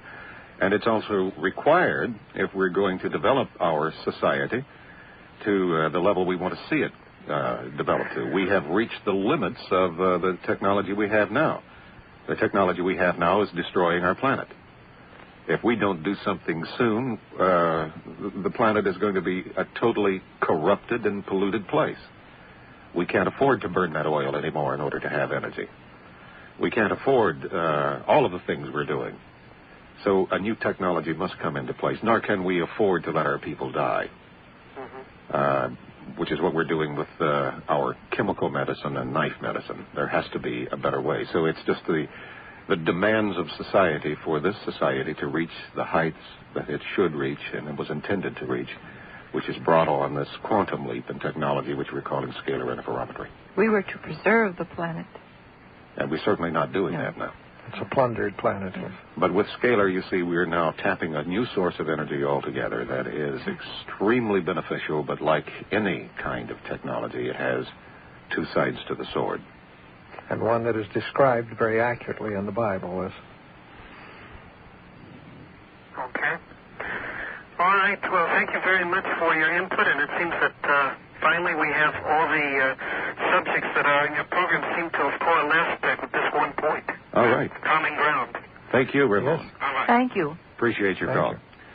We're 14 minutes away from 12 o'clock on this Saturday night with me, Drs. Lee and Vivian Gladden. Hi, how are you? Hello, Phyllis. How are the both of you? I just love the both of you. Talking with you wonderful people. I have never heard you before. I'm visiting here in Los Angeles. I live in a small town in Ojai. This is the second time I tuned into KABC since I've been here. Oh. And I see that you all are going to be in different areas. First of all, I wanted to know, is there a way that I can get tapes that I can introduce you to the area that I live in?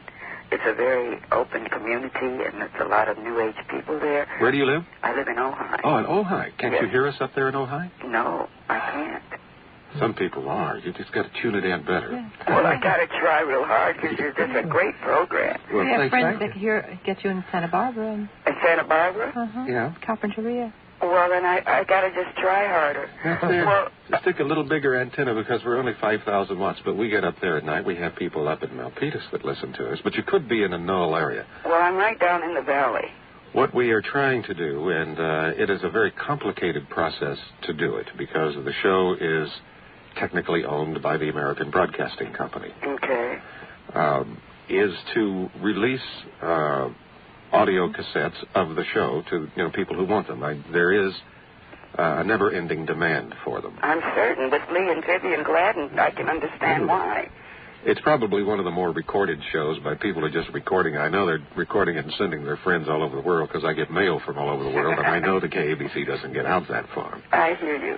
But to get those things, first of all, to get all of the clearances necessary to do that and to satisfy all kinds of contractual obligations that are in the woodwork that I don't even know anything about, and then get the tapes edited down, and then go through all of the process of making them commercially available is an awesome task for somebody, but we are trying to get that done. I hear you.